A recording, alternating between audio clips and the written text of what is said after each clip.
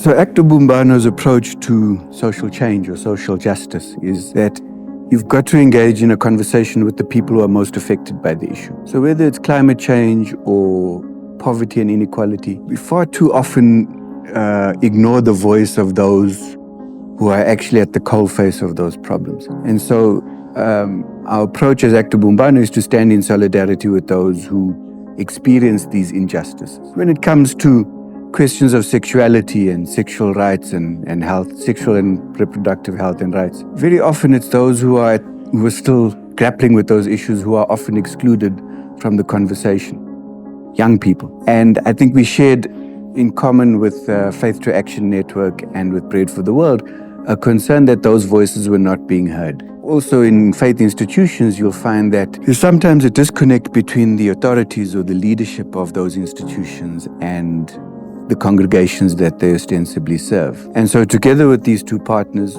Actor Bumbano felt it was important to try and bring these groups of people together to actually have a dialogue and to explore what the issues are that are affecting particularly young people when it comes to questions of sexuality. And that's really where the series of intergenerational dialogues emerged.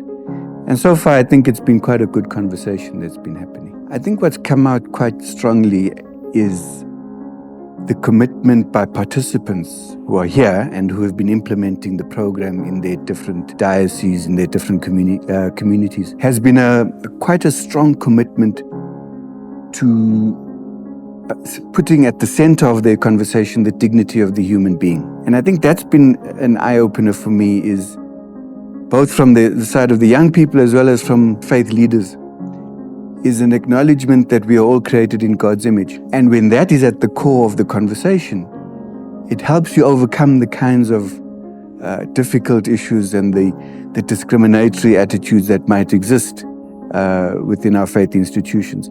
So that's been really exciting for me, a very positive thing. I think the challenge is how they move to those members of the faith institutions who might not be as open to these conversations. So we asked to question what were some of the more uncomfortable and difficult issues that you had to deal with. I was touched by the openness that many of the participants expressed, and they were quite open about sharing really awkward moments in discussing issues that very often the men within these institutions struggle with. But again, the commitment to actually having the difficult dialogue and reaching a point of progress out of that has been one of the positives that's come out in the last 2 days. I hope that we can find more resources to carry on supporting the activities that partners have been implementing.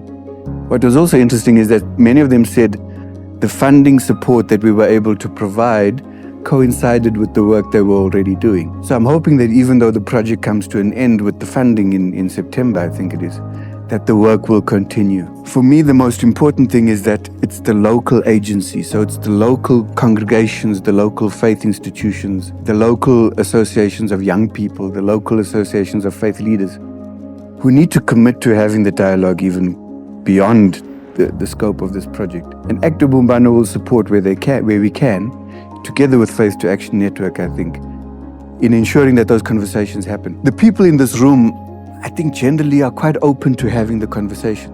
Otherwise, they wouldn't be here. So we must guard against the danger of preaching to the converted.